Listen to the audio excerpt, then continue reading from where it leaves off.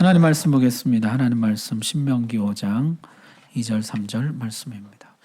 5장 2절 3절 말씀 우리 한 목소리로 봉독하겠습니다. 시작. 우리 하나님 여호와께서 호렙산에서 우리와 언약을 세우셨나니 이 언약은 여호와께서 우리 조상들과 세우신 것이 아니요 오늘 여기 살아있는 우리 곧 우리와 세우신 것이라. 아멘. 모세의 고별 설교인 신명기는 모세가 지난 날을 회상하는 것으로 시작합니다. 아쉽다.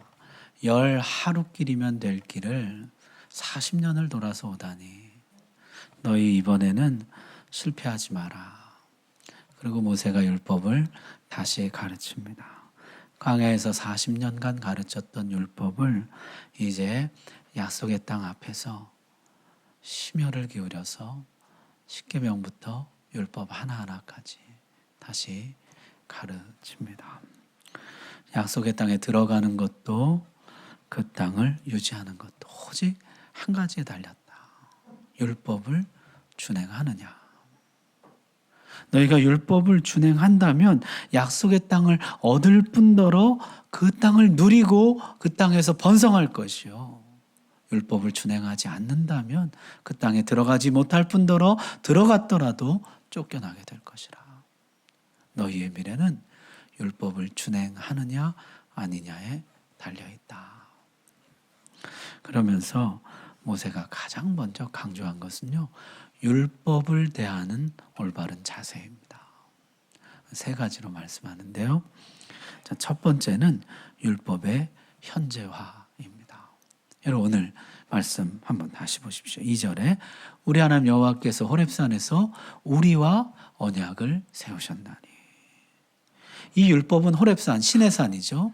호렙산에서 하나님이 주신 것입니다. 그런데 지금 이 말씀을 듣고 있는 광야 2세대는요. 그때 어린아이였거나 아직 태어나기 전이었어요.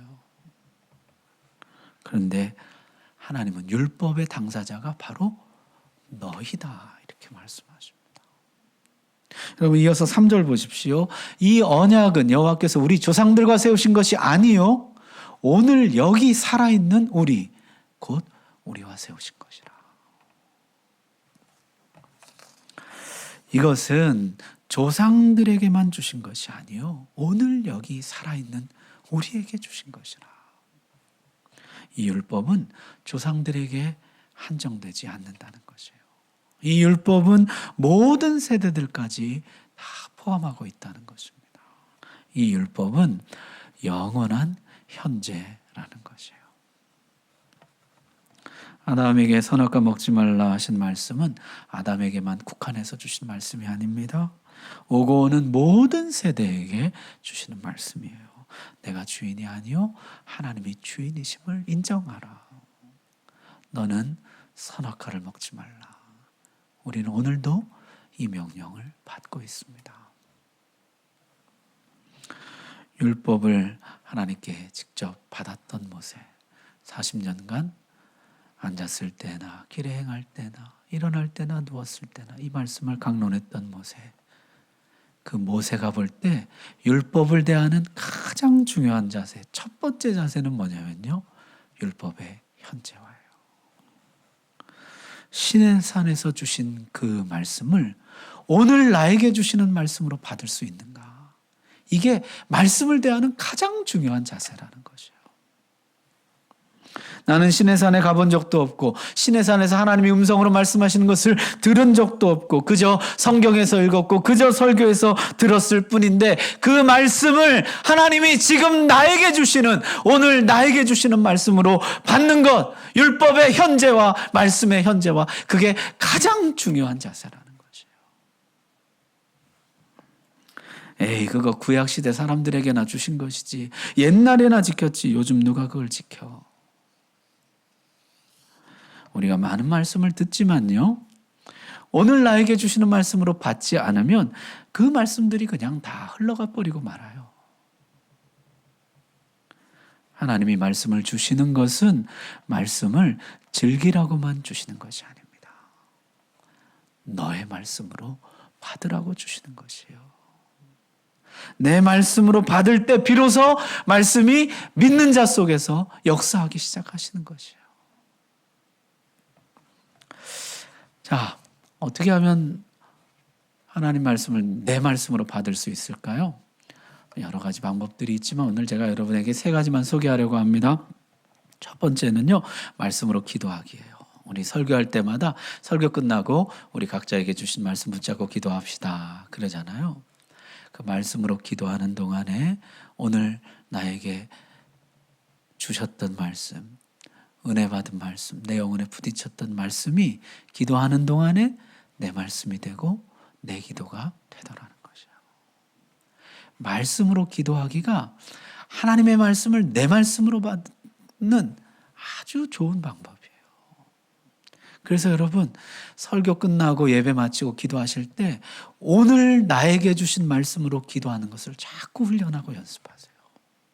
말씀으로 기도하는 것. 우리는 본성적으로 욕심으로 기도하거든요. 말씀으로 기도하는 것을 자꾸 연습하다 보면 그 말씀이 어느새 내 말씀이 됩니다. 두 번째는요, 소감문 쓰기예요. 말씀을 듣고 난 후에 그 말씀의 내용을 한번 요약해보고 나에게 주시는 말씀을 찾아보고 그 말씀을 나에게 적용해보고 그 말씀대로 살겠다고 다짐해보고 이게 굉장히 효과적인 방법이라는 것이에요. 그래서 여러분, 말씀을 듣고 나서 한번 이렇게 대지만이라도 쭉쭉 한번 적어보십시오. 그리고 받은 말씀 한번 써보세요. 그래서 금년도에는요, 여러분, 우리가 말씀 암송하는데 그치지 않고 매일 한 번씩 쓰게 돼 있잖아요. 그리고 주일날에는 그날 받은 말씀 내용을 요약할 수 있게 돼 있어요. 그리고 마지막에 오늘 받은 나에게 주신 말씀을 쓰게 돼 있어요. 여러분, 이게 하나님의 말씀을 내 말씀으로 삼는 아주 좋은 방법이에요. 요새 우리 교회 성도님들 몇몇 전도회와 마을들에서 돌아가면서 말씀을 요약하고 그 말씀을 나누고 각각 적용하고 그렇게 한다고 하시는데 너무들 좋다 그래요. 자, 세 번째는요, 큐티 묵상하기입니다. 주신 말씀을 되새김질 하는 것이에요. 손은 위가 4개 있어서 되새김질 한다 그러잖아요. 말씀을 그렇게 하는 것입니다. 한 번 듣고 흘려버리고 마는 것이 아니고 또 생각하고 또 들어보고 또 생각하고 하는 것이에요.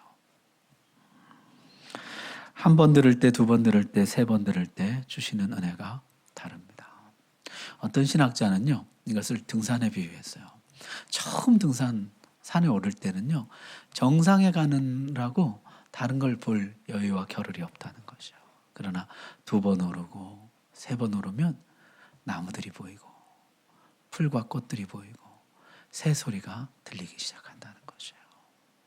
자연의 아름다움과 웅장함을 보고 즐길 수 있게 된다. 말씀도 그렇습니다. 들을수록 주시는 은혜가 달라요. 신명기 6장 8절 이렇게 말씀합니다. 너는 또 그것을 내 손목에 메어 기호를 삼으며 내 미간에 붙여 표로 삼고. 손은 행동의 중추이고 미간은 판단과 생각의 중추이죠. 말씀이 내 행동을, 내 손을 완전히 다스릴 때까지, 말씀이 내 생각을 완전히 주장하고 주도할 때까지, 말씀이 내 몸의 일부가 될 때까지, 말씀이 제2의 본성이 될 때까지 새기고 새기고 또 새기라는 것이에요. 운동 배울 때 보면요, 이제 코치가 동작 하나를 가르쳐 주잖아요. 그걸 바로 하면 어떻습니까? 자세가 안 나오거든요. 100번 하고 1000번 하고 10,000번 하고 반복하다 보면 자세가 잡히고 그 동작들이 몸에 익혀지고 나오게 되는 것이잖아요. 제가 복싱 하잖아요. 근데 뭐 요새 못 가긴 했습니다만은 제가 관장님한테 물어봤어요. 줄넘기 잘하는 방법 뭡니까? 줄넘기 잘하는 게 부러워가지고 줄넘기 잘하는 방법 뭡니까? 그랬더니 관장님 대답이요, 많이 넘으면 됩니다. 그러시더라고요. 운동하시는 분들은 참 단순한 데가 있어요. 많이 넣으면 된다는 거예요. 복싱 잘하는 거 뭡니까? 많이 하면 됩니다. 그래서 참 운동이 좋아요. 단순하고 정직해요. 잘하고 싶으냐? 많이 하라는 것이에요. 많이 한 만큼 잘하게 되는 것이에요. 요령이나 꼼수가 없어요. 잘하고 싶으냐? 많이 하라는 것이에요. 말씀을 새기고 싶으냐? 많이 읽고, 많이 듣고, 많이 묵상하고, 또 되새김질하고, 그렇게 하는 것이에요. 요령과 꼼수가 없어요.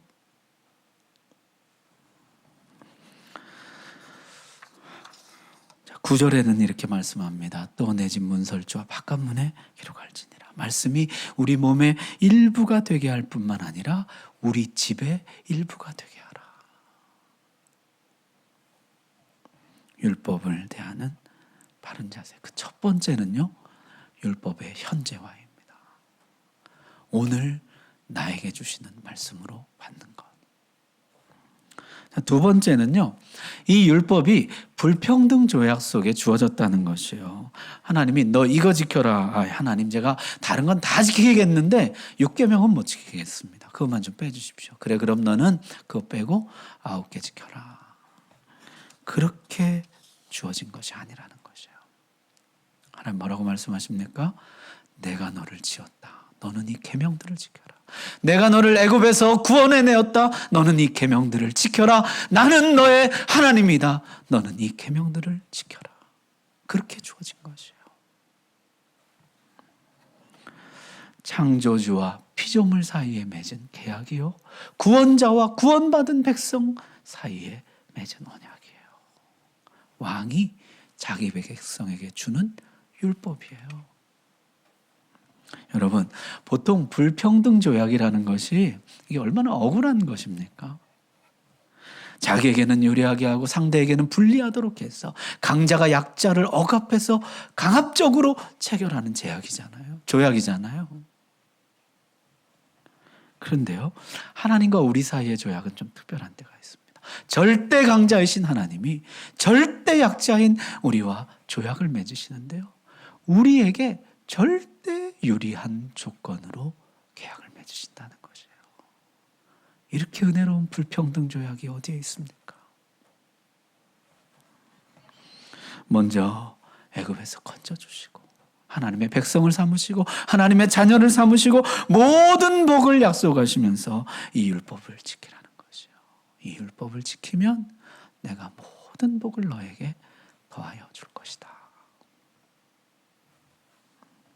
나중에 하나님 뭐라고 말씀하십니까? 여러분, 우리 요새 로마서 말씀 암송하잖아요. 로마서 말씀 너무 좋아요. 율법이 육신으로 말미암아 연약하여 할 수 없는 그것을 하나님은 하시나니 그 죄로 말미암아 자기 아들을 죄 있는 육신의 모양으로 보내어 육신의 죄를 정하사 율법을 따르지 않고 그 영을 따라 행하는 우리에게 뭐가 이루어져요? 율법의 요구가 이루어지게 하려 하십니다. 이 율법을 지키면 모든 복락을 누리게 된다 하셨는데 인간이 육신이 연약해서 이 율법을 못 지키는 것이에요. 그랬더니 하나님이 에이 포기다 하지 않으시고 아들을 보내서 그 모든 죄를 짊어지게 하시고 성령을 보내서 인간으로 하여금 그 율법을 지키게 하시더라는 것이에요. 이거 지켜. 그러면 모든 것 다 너에게 줄게. 그래도 못 지켰어요. 그때 하나님이 아들을 보내고 성령을 보내서 마침내 지키게 하시고 그 모든 복락을 누리게 하시더라는 것이에요. 이런 불평등 조약이 어디에 있을까요? 절대 강자인 하나님이 절대 약자인 우리와 언약을 맺으시는데 오히려 우리에게 절대 유리한 조건으로 언약을 맺으신다는 것이에요. 그래서 여러분, 율법은요, 누가 주는 율법이냐가 중요한 것이에요. 바로가 주는 율법과 하나님이 주는 율법은 다릅니다. 바로는요, 이 백성을 노예로 삼고 착취하고 부리기 위해서 율법을 주죠. 그러나 하나님은 이 백성을 자녀로 삼고 온갖 복락을 누리게 하기 위해서 율법을 주시는 것입니다. 하나님과 우리가 대등한 입장에서 계약을 맺은 것이 아니에요.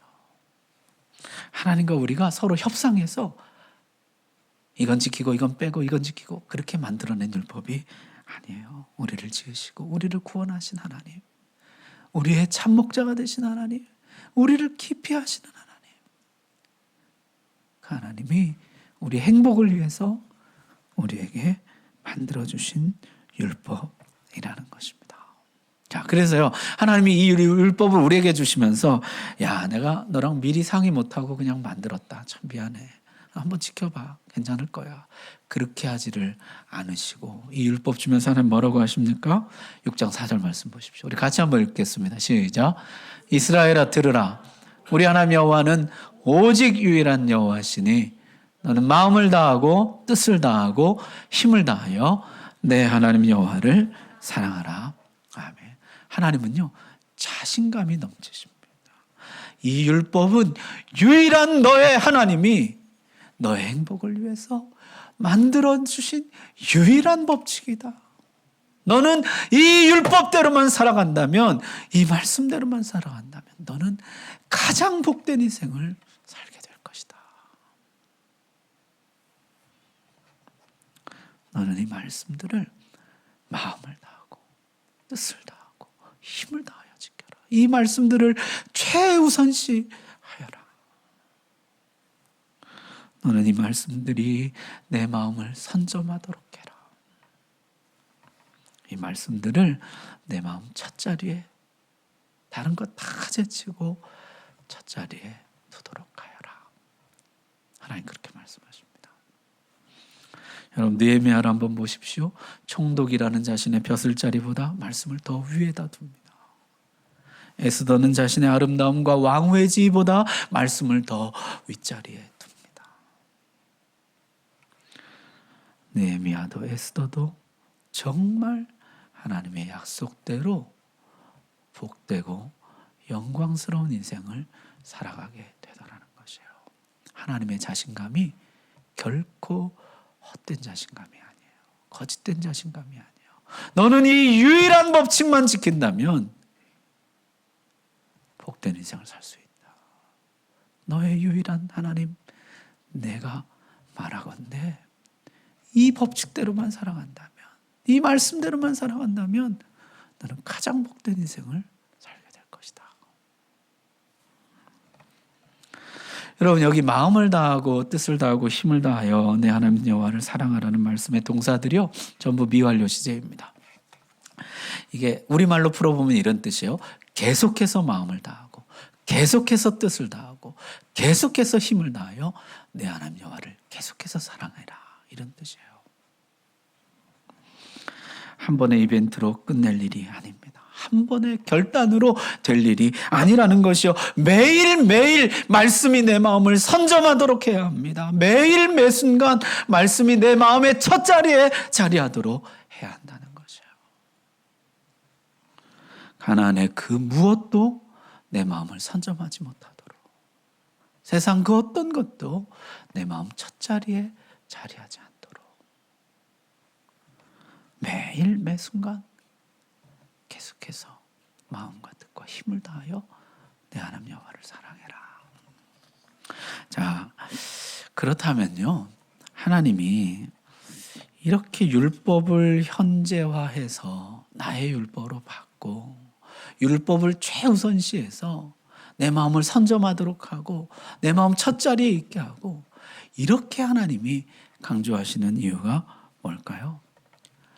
이 율법이 자유를 가져다 주기 때문이라는 것입니다. 마귀는 속입니다. 하나님이 우리를 율법으로 올가매는 것처럼, 율법이 우리의 자유를 제한하는 것처럼 말해요.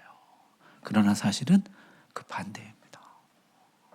율법이 우리에게 자유를 가져다 준다는 것이에요. 누구든지 말씀을 듣고 행하지 아니하면 그는 거울로 자기의 생긴 얼굴을 보는 사람과 같아서 제 자신을 보고 와서 그 모습이 어떠했는지를 곧 잊어버리거니와. 여러분, 그 다음 말씀 생각나세요? 자유롭게 하는 율법을 들여다보고 있는 자는 듣고 잊어버리는 자가 아니요 실천하는 자니 이 사람 그 행하는 일에 복을 받으리라. 거기 보면은 자유롭게 하는 율법이라는 말씀이 나와요.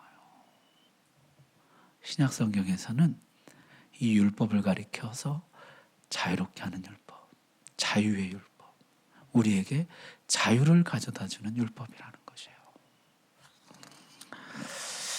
진리를 알지니 진리가 너희를 자유케 하리라. 나 외에 다른 신을 섬기지 말라. 이 율법은 나를 하나님께 메어두는 동시에 수많은 우상들로부터 자유하게 해줍니다. 살인하지 말라는 계명은 나의 마음과 생각과 행동을 통제하는 동시에 이웃을 미워하고 시기하고 해하려는 나의 본성으로부터 나를 자유하게 해줍니다. 십계명을 보면요, 하나님의 성품을 담은 앞에 4가지 계명과 하나님이 꿈꾸시는 이상사회를 건설하는 6가지 계명, 그렇게 되어 있잖아요. 이 10가지 계명이 400년 동안 노예살이로부터 생겨난 그 노예 근성으로부터 나를 자유하게 해준다는 것이에요. 이름하여 율법은 자유의 멍에라는 것이죠. 또한 이 율법이 우리에게 축복을 가져다 준다는 것입니다. 신명기 6장에 보니까요, 내 하나님 여호와께서 내 조상 아브라함과 이삭과 야곱을 향하여 내게 주리라 맹세하신 땅으로 너를 들어가게 하시고 내가 건축하지 아니한 크고 아름다운 성읍을 얻게 하시며 그 다음 내가 채우지 아니한 아름다운 물건이 가득한 집을 얻게 하시며 내가 파지 아니한 우물을 차지하게 하시며 내가 심지 아니한 포도원과 감람나무를 차지하게 하사. 거기 보니까요, 본래 하나님의 율법의 정신은 뭡니까? 심은 대로 거두는 것입니다. 그런데 율법은 거기서 멈추지 않고 더 나간다는 것이요, 심지 않은 것을 거두게 될 것이다. 내가 짓지 않은 집, 파지 않은 우물, 심지 않은 포도원. 율법을 지킨다면 너는 이 모든 것을 더해 주시는 넘치는 복락을 누리게 될 것이다. 하나님은 이 복을 우리에게 주기 위해서 율법을 주셨다는 것이요, 하나님 자신이 율법을 주신 목적을 이렇게 분명하게 선언하십니다. 내가 오늘 내 행복을 위하여 내게 명하는 여호와의 명령과 규례를 지킬 것이 아니냐. 뭐를 위하여입니까? 내 행복을 위하여 주시는 명령과 규례예요. 이 율법을 주는 목적은 우리의 행복입니다. 율법대로 살면 가장 행복합니다. 마귀가 너희를 아무리 깨워도 속지 말라. 선악과를 먹으면 더 행복해질 거라는 말 속지 말라. 율법 밖에 더 행복할 수 있는 길이 있다는 거짓말에 넘어가지 말아라. 이 율법은 처음부터 너희의 행복을 위하여서 준비된 것이요, 주어진 것이요. 이 율법대로 살면 너는 가장 복된 인생을 살 수가 있다. 율법을 어겨서 더 큰 행복을 누릴 수 있다는 거짓말을 믿지 말라. 따라서 율법대로 살지 못하도록 방해하는 것은 그 무엇이라도, 그 누구라도 제거하고 멀리하라. 그렇게 말씀합니다. 여러분, 지금까지 말씀 한번 정리해 보겠습니다. 말씀의 현재화가 가장 중요하다 그랬죠. 말씀이 내 것이 되면 자유가 내 것이 됩니다. 말씀이 내 것이 되면 축복이 내 것이 됩니다. 말씀이 내 것이 되면 하나님이 내 것이 됩니다. 말씀의 현재화, 오늘 나에게 주시는 말씀으로 받는 것 가장 중요하다 그랬습니다. 두 번째는요, 하나님을 신뢰하고 하나님의 말씀을 최우선시하여 내 마음을 선점하게 하고 내 마음 첫자리에 두는 것, 그게 중요하다는 것이에요. 율법이 내 마음을 선점하게 되면 하나님의 축복이 내 인생을 선점하게 됩니다. 율법을 모든 것 위에 두게 되면은 율법이 모든 축복과 함께 너에게로 올 것이라. 모든 축복을 너에게로 가져다 줄 것이라. 그래서 율법은 하나님 주신 최고의 선물이라는 것이죠. 여러분, 주님이 이 세상에 오셔서 이렇게 말씀하셨습니다. 내가 율법을 폐하러 온 줄로 생각하지 말라. 도리어 완성하러 왔노라. 나는 율법의 완성자요. 내가 곧 율법이다 하셨습니다. 그리스도는 율법의 마침이 되시니라. 요한복음도 이렇게 시작합니다. 대초에 말씀이 계시니라. 이 말씀이 하나님과 함께 계셨으니 이 말씀은 곧 하나님이시니라. 14절에 가서 이렇게 말씀합니다. 말씀이 육신이 되어 우리 가운데 거하시며 우리가 그의 영광을 보니 아버지의 독생자의 영광이요 은혜와 진리가 충만하더라. 말씀이 육신이 되어서 우리 가운데 오셨다는 것이죠. 예수님이 곧 말씀이시고 곧 율법이십니다. 따라서 예수님이 내 것이 되면 자유가 내 것이 되는 것이에요. 예수님이 내 것이 되면 축복이 내 것이 되는 것입니다. 예수님이 내 것이 되면 하나님이 내 것이 되는 것이에요. 그래서 중요한 것이요, 예수님을 현재화하는 것이에요. 저 먼 데 있는 예수님이 아니라 오늘 나에게 찾아오신 나의 예수님으로 현재화하는 것. 그게 가장 중요하다는 것이에요. 그리고 예수님을 최우선시하는 것. 예수님이 너의 마음을 선점하게 하라. 예수님이 내 마음 첫 자리에 앉으시게 하라. 그러면 자유와 축복이 너의 것이 될 것이다. 이 모든 것을 너에게 더하여 주실 것이다. 오늘 혹시 아직 예수님을 영접하지 못하신 분이 예배 드리는 중에 계시다면은 오늘 이 예수님을 믿고 영접하시기를 바랍니다. 자유와 축복을 얻게 될 것입니다. 오늘 혹시 이 예수님을 잃어버린 분이 계시다면 오늘 다시 이 예수님을 회복하시기를 바랍니다. 자유와 축복을 회복하게 될 것입니다. 기도합시다.